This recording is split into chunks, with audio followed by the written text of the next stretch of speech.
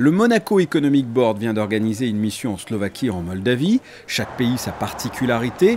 La Slovaquie au centre de l'Europe, son économie est une des plus dynamiques de l'Union et est devenue très attractive pour les investisseurs avec une croissance régulière supérieure à 3% chaque année, 3,3% de prévision en 2017 par exemple. Les industries slovaques sont très performantes en termes de sécurité, d'informatique ou encore dans l'industrie automobile. De l'autre côté, la Moldavie en Europe orientale. La Moldavie se remet à peine d'un scandale d'État. Il y a un an, 1 milliard de dollars disparaissaient des caisses de l'État, ce qui correspond quand même à 12% du PIB. En revanche, les points forts de la Moldavie sont l'agriculture, le vin, l'artisanat, sa main-d'œuvre et surtout une grande motivation et une réelle volonté de travailler avec des entrepreneurs monégasques.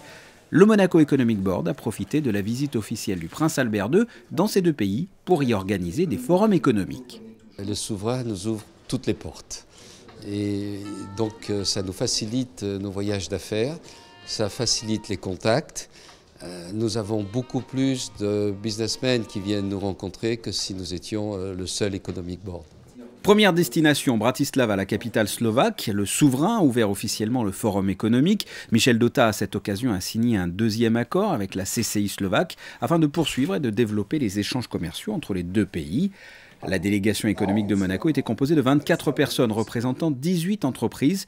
Ils se sont entretenus avec une centaine d'entrepreneurs slovaques durant ce forum. Une journée qui s'est poursuivie par un dîner au palais présidentiel. De Bratislava, la délégation s'est rendue à Chisinau, la capitale moldave, avec un avion affrété par le Monaco Economic Board. 17 personnes représentant 15 entreprises monégasques ont fait le déplacement. Nous sommes ravis que cette délégation économique monégasque vienne à notre rencontre et leur montrer quels sont les secteurs où nous pourrions travailler ensemble, leur montrer que nous pouvons être une destination pour faire du business ou du tourisme. Et c'est très bien d'avoir pu organiser des rencontres en B2B pour que les entrepreneurs moldaves puissent se présenter et que l'on connaisse aussi un peu mieux les entreprises monégasques. Les entrepreneurs monégasques représentaient différents secteurs d'activité, aussi variés que le domaine bancaire, agroalimentaire, tourisme, consulting ou encore par exemple la télécommunication. Les télécoms moldaves devraient être privatisés. Vous savez qu'on a une grosse part de notre activité à l'international et aujourd'hui la Moldavie est en train de réfléchir sur la privatisation de son opérateur principal qui s'appelle MOL Telecom.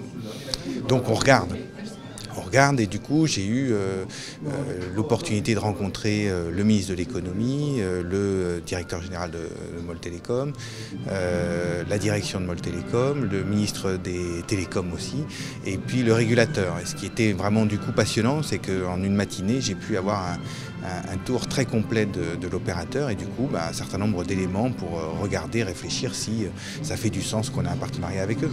Et ça a du sens ?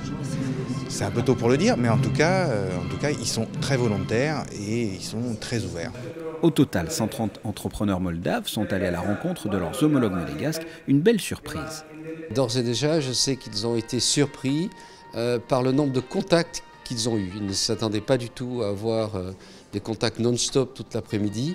C'est ce qu'il y a. Apparemment, il y a déjà eu des rendez-vous le lendemain, c'est-à-dire ce matin avec des homologues de travail, donc je pense que ça doit être très efficace. On a eu de belles rencontres parce qu'en fait il y a un très bon réseau internet dans le pays et donc il y a des jeunes développeurs avec des briques technologiques qui sont intéressantes à réutiliser pour nos clients en principauté, en France, en Europe et dans le monde. La Moldavie, je pense que c'est un pays qui a de forts potentiels, notamment dans l'agroalimentaire. Ils ont beaucoup de bonnes relations avec ses pays voisins, la Russie, l'Ukraine et d'autres pays. Donc je pense que la Moldavie, d'ici quelques années, on va en entendre parler parce qu'ils ont un très très fort potentiel et je pense que pour le business, ça peut être une opportunité pour pas mal de secteurs.